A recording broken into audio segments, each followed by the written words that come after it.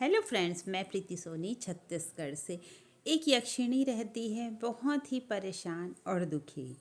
तो वो सोचती है मन में कि मैं क्यों ना कृष्ण जी के पास जाऊं। वो सबकी सहायता करते हैं, मेरी भी सहायता भगवान जरूर करेंगे। ऐसा सोचकर वो कृष्ण जी के महल के पास जाती है। महल के सामने उसे द्वारपाल मिलते हैं और द्वारपाल उसे रोक कर पूछता है, बताओ तुम कौन हो, तुम्हें किससे काम है। तो यक्षिणी कहती है, मुझे श्री कृष्ण जी से मिलना है, मुझे उनसे प्रार्थना करनी है ताकि वो मेरा दुख दूर कर सके। द्वारपाल कहता है कि ठीक है, तुम यहीं रुको, मैं भगवान से पूछ कर आता हूँ। और वो अंदर चला जाता है। अंदर जाके वो श्री कृष्ण जी से कहता है कि महाराज महाराज, दरवाजे पर एक अद्वितीय सुंदर स्त्री आई है और उसके आँख बहुत ही चमक रहे हैं और उसके शरीर से कुछ अलग ही आभा निकल रही है। श्री कृष्ण जी मुस्कुराते हैं और द्वारपाल से कहते हैं कि ठीक है, आप उसे अंदर भेज दो। अब यक्षिणी आती है, सभा के बीच में ही आती है। सारे जो रहते हैं वहाँ पर सभागृह में, जितने भी नागरिक रहते हैं, जितने भी लोग रहते हैं, सब आश्चर्य से यक्षिणी को देखते हैं। इसलिए नहीं कि वो बहुत सुंदर थी, बहुत ही ज़्यादा उसके शरीर से आभा निकल रही थी, बल्कि इसलिए कि ये स्त्री यहाँ पर क्या कर रही है। तो फिर श्री कृष्ण जी से बोलती है कि मुझे कुछ दुख है और आप उसका निवारण करिए। तो कृष्ण जी उससे पूछते हैं कि बताओ तुम्हें क्या दुख है। तो यक्षिणी कहती है, मैं कोई सामान्य स्त्री नहीं हूँ, मैं यक्षिणी हूँ, यक्षलोक में रहती थी। मैं बहुत ही ज़्यादा सुंदर हुआ करती थी और असीम शक्तियों की स्वामिनी थी। और इस बात का मुझे बहुत अभिमान हो गया था। बहुत सारे देवता, गंधर्व और यक्ष लोग मुझसे शादी करना चाहते थे, विवाह करना चाहते थे, लेकिन मैं उनमें से किसी के साथ विवाह नहीं करना चाहती थी। एक बार की बात है कि मैं ध्यान करने के लिए और कुछ शक्तियाँ पाने के लिए ध्यान में बैठी हुई थी। उसी रास्ते से ऋषि दुर्वासा गुजरते हैं। मैं अपने ध्यान में बैठी हुई थी, ऋषि दुर्वासा पास से गए, लेकिन मैं तो ध्यान में थी। फिर भी मैंने उनका मन पढ़ने की कोशिश की। ऋषि दुर्वासा इस बात को समझ गए और उन्होंने देखा कि मैं बहुत ही ज़्यादा अभिमानी हूँ, तो उन्होंने मुझे श्राप दे दिया कि मैं इस लोक से चली जाऊं और अपना जीवन जब तक कि मैं नहीं बदलूंगी, जब तक कि मुझे ये अभिमान मेरा नहीं छूटेगा, तब तक कि मुझसे कुछ भी नहीं होगा और मैं इस लोक से हमेशा के लिए निष्कासित कर दी जाऊंगी। और जब भगवान विष्णु श्री कृष्ण जी का रूप लेकर आएंगे, तब जाकर मेरा कल्याण होगा। तो अब आप ही बताइए कि मैं क्या करूं आगे।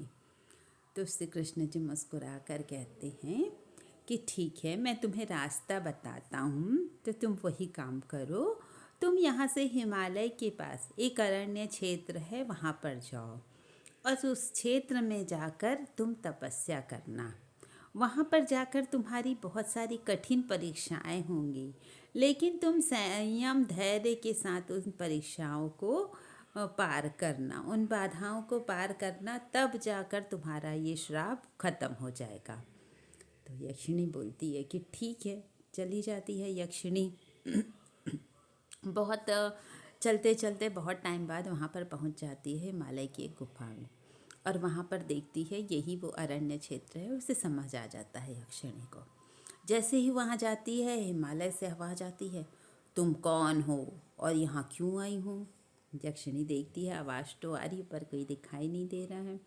तो यक्षिणी बोलती है कि मैं यहाँ पर अपने पाप का प्रायश्चित करने के लिए आई हूँ, मैं यहाँ पर ध्यान करने के लिए आई हूँ।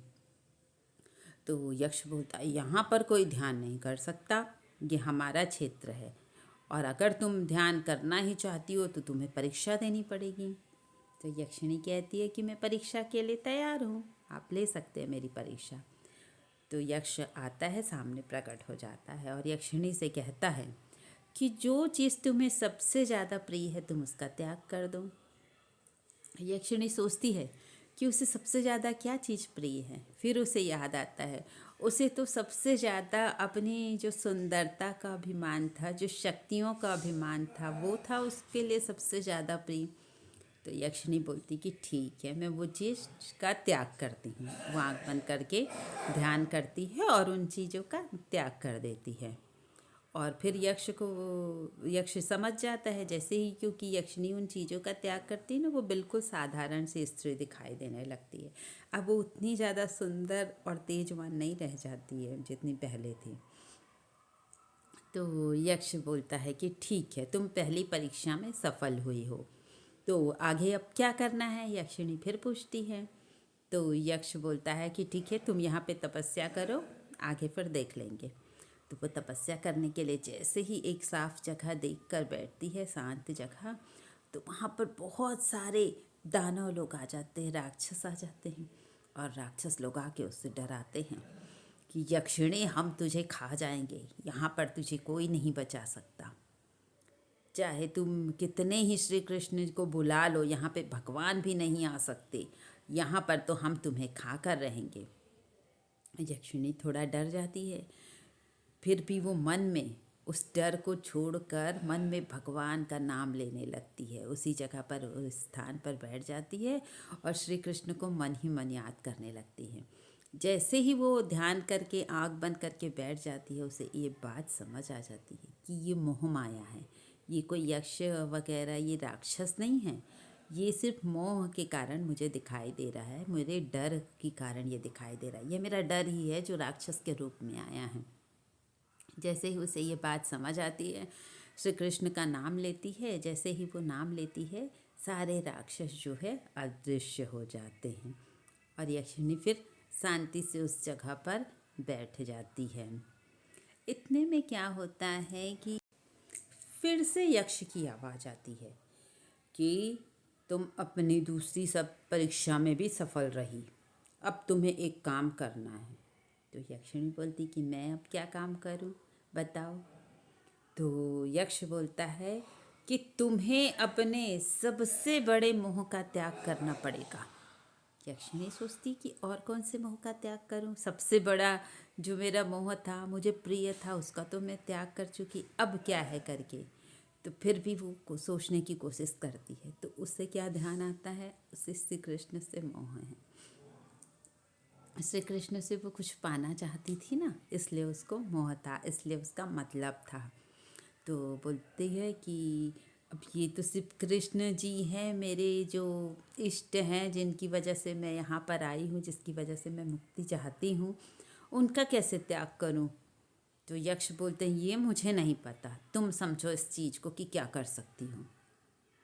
यक्षिणी सोचती है और फिर सोचती है कि मोह का कारण क्या है भगवान से। तो उसे समझ आता है कि जो प्रेम होता है ना, वो प्रेम ना कभी कुछ नहीं चाहता है किसी भी रूप में, किसी भी चीज़ से। लेकिन मोह होता है ना, उसमें चाहत होती है। वो कृष्ण जी से चाहती थी ना कि वो मुक्त हो जाए। तो उसको समझ आता है कि भगवान से के पास हम जब भी जाते हैं, कुछ ना कुछ मांगने को जाते हैं ना, तो वो क्या होती है, माया होती है, मोह होता है कि हम मांगने जा रहे हैं। और हम भगवान के पास जाके सिर्फ उनको सच्चे मन से प्रणाम करके आ जाए कि भगवान आपकी कृपा से मुझे ये सब कुछ मिला है, तो वो भगवान के प्रति प्रेम है। तो वो समझ जाती कि उसका मोह कहाँ पर उसकी रुकावट बना हुआ है। उसी समय वो फिर से ध्यान करती है और बोलती है कि मेरे सारे मोह जो है यहाँ पर छूट जाए, सारे मोह को मैं त्याग करती हूँ। जैसे ही वो सारे मोह का त्याग करती है, तुरंत वहाँ कृष्ण जी प्रकट हो जाते हैं। यक्षिणी उनको देखकर बिल्कुल भाव विभोर हो जाती कि कृष्ण जी यहाँ पर आ गए, मेरे सामने आ गए, मेरे लिए यहाँ तक आ गए भगवान। बिल्कुल वो भावुक हो जाती है और उसके आँखों से अश्रु बहना शुरू हो जाते हैं। कृष्ण जी को देखकर यक्षिणी गदगद हो जाती है और पूछती है कि भगवान आप यहाँ तक कैसे आ गए, अभी अभी तो मैंने आपसे मोह का त्याग किया।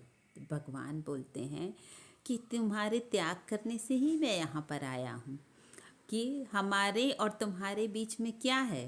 तो हम लोगों के बीच में, मतलब भगवान और हमारे बीच में किस चीज़ का पर्दा है, तो हमारे बीच में मोह का ही पर्दा है ना, कि हम बस भगवान से मांगते रहते, भगवान ये दे दो, वो दे दो, वो दे दो, गाड़ी दे दो, घर दे दो, बंगला दे दो, पड़ोसियों को ऐसा कर दो, कि ये मोह है। तो ये मोह का पर्दा तुमने हटा दिया, इसलिए मैं तुम्हें दिखाई देने लगा। तो इससे क्या मतलब, इस कहानी से क्या शिक्षा मिलती है कि भगवान को पाने के लिए, जैसे यक्षिणी ने सबसे पहले अपना अहंकार छोड़ा, तो अपना अहंकार छोड़ना पड़ता है। दूसरा, यक्षिणी ने क्या छोड़ा? अपने डर से सामना किया। जो माया थी उसको वो समझी कि ये माया है, जो मतलब दिखाई दे रहा है वो कुछ है नहीं माया के सिवा। तो उसने वो मोह माया छोड़ी। और तीसरा उसने क्या किया? अपने मोह का, मतलब का, स्वार्थ का त्याग किया। और जैसे ही ये 3 त्याग पूरे हुए, यक्षिणी को भगवान मिल गए। इसी तरह हम अपने अहंकार को, माया को और भगवान से जो मोह है, लालच है, जो दिन भर मांगते रहते हैं ना, इसे छोड़ दे तो हमें भी भगवान मिल सकते हैं। Thank you.